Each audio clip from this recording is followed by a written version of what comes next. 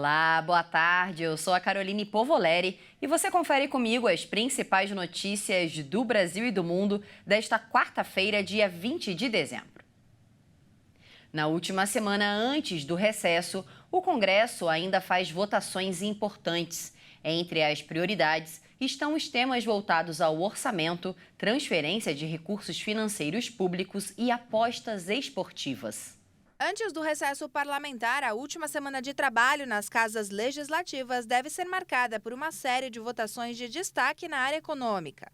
Nessa quarta-feira, a programação é analisar o projeto da Lei de Diretrizes Orçamentárias na sessão do Congresso Nacional. No dia seguinte, deve ser garantida a aprovação do projeto da Lei Orçamentária Anual.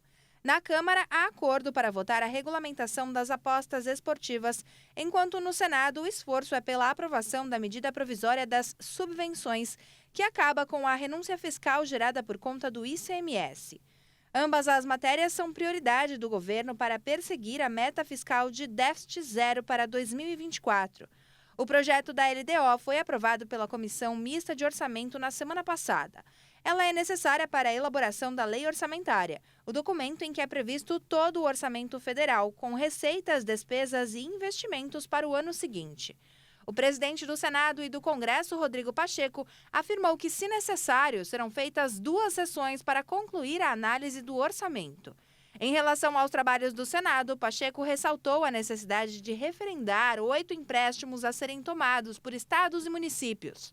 Na Câmara, os deputados devem analisar também o projeto do novo ensino médio, além de medidas para a economia verde, como o mercado de carbono e o combustível do futuro.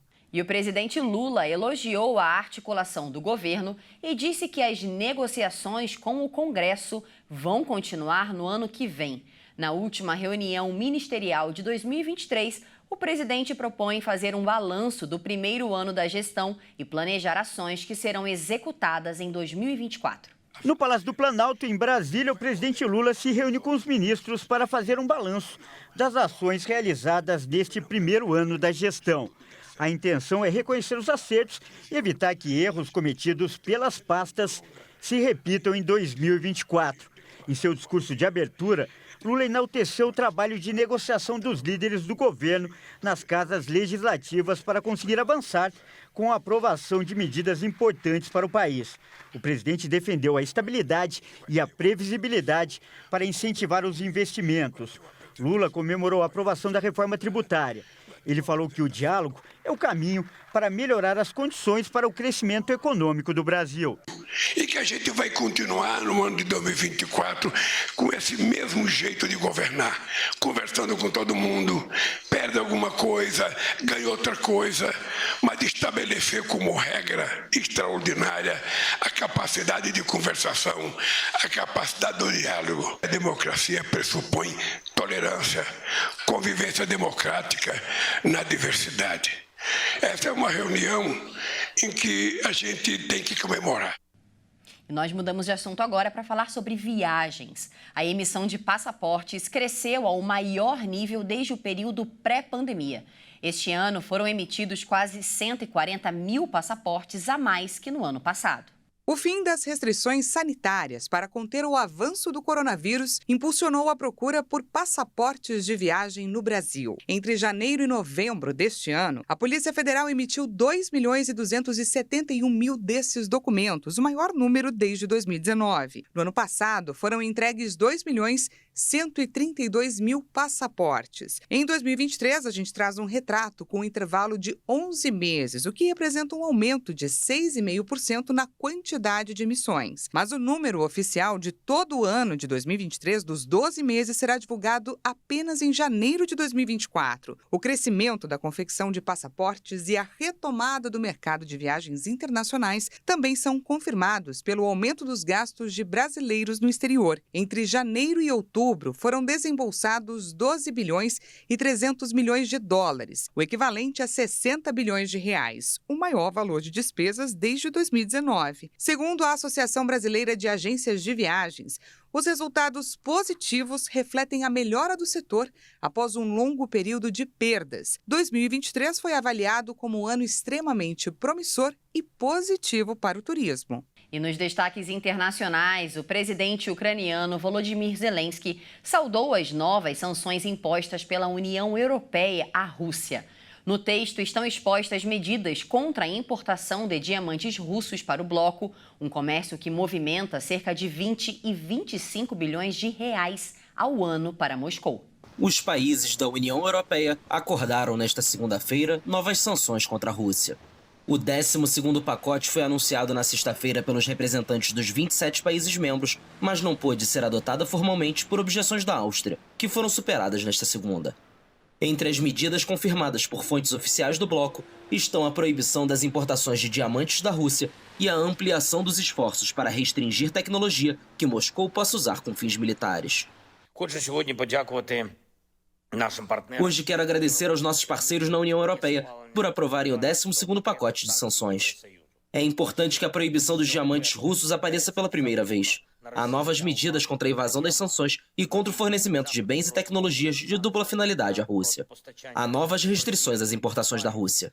A Rússia é acusada de financiar uma parte do custo da guerra graças ao comércio de diamantes, cujo volume de negócios é de 4 ou 5 bilhões de dólares, entre 20 e 25 bilhões de reais ao ano. A proibição da importação de diamantes naturais ou sintéticos será aplicada a partir de janeiro, e no caso dos diamantes lapidados no exterior, a partir de setembro de 2024. O Reino Unido reafirmou o seu apoio à Guiana. No começo deste mês, a Venezuela aprovou a criação de uma província no Essequibo. O chefe da diplomacia do Reino Unido nas Américas, David Rutley, reafirmou nesta segunda-feira o apoio do governo britânico à Guiana na disputa territorial com a Venezuela. David se reuniu a portas fechadas em Georgetown com o presidente da Guiana, Irfan Ali. O Reino Unido apoia a Guiana, publicou o vice-secretário de Estado britânico para as Américas e o Caribe na rede social X. Segundo o governo da Guiana, o encontro desta segunda-feira se concentrou na continuidade e no aprofundamento das relações entre Reino Unido e Guiana, especialmente em áreas de segurança e desenvolvimento econômico sustentável. O governo da Venezuela reagiu de forma dura. O chanceler venezuelano Ivan Gil qualificou em uma rede social o Reino Unido de ex-império invasor e escravista que ocupou ilegalmente o território da Guiana Essequiba. Também afirmou que o Reino Unido insiste em intervir em uma controvérsia territorial que eles mesmos criaram. Esta controvérsia será resolvida de maneira direta entre as partes, publicou no X. Na última quinta-feira, Ali se reuniu em São Vicente e Granadinas com seu colega da Venezuela, Nicolás Maduro. Ambos os governos se comprometeram a não ameaçar nem utilizar a força em nenhuma circunstância, segundo uma declaração conjunta. Esse encontro ocorreu devido ao aumento da tensão pela região de Essequibo, um território de 160 mil quilômetros quadrados, rico em petróleo e recursos naturais, que a Guiana administra e é reivindicado pela Venezuela. No dia 3 de dezembro, a Venezuela aprovou em um referendo a criação de uma província venezuelana no Essequibo e a concessão de nacionalidade venezuelana a seus moradores. A Guiana levou o caso ao Conselho de Segurança da ONU. A Venezuela sustenta que o Essequibo faz parte de seu território, como em 1777, quando era colônia da Espanha, e recorre ao Acordo de Genebra, firmado em 1966, antes da independência da Guiana do Reino Unido, que estabelecia as bases para uma solução negociada e anulava um laudo arbitral de 1899. A Guiana, em contrapartida, defende o laudo arbitral e quer que este seja ratificado pela Corte Internacional de Justiça, cuja jurisdição sobre essa questão não é reconhecida pela Venezuela. E essa edição fica por aqui, mas logo mais às 16 horas, a Maria Alice Dias volta com outras notícias do Brasil e do mundo. Muito obrigada pela sua companhia, um excelente dia para você. Tchau, tchau.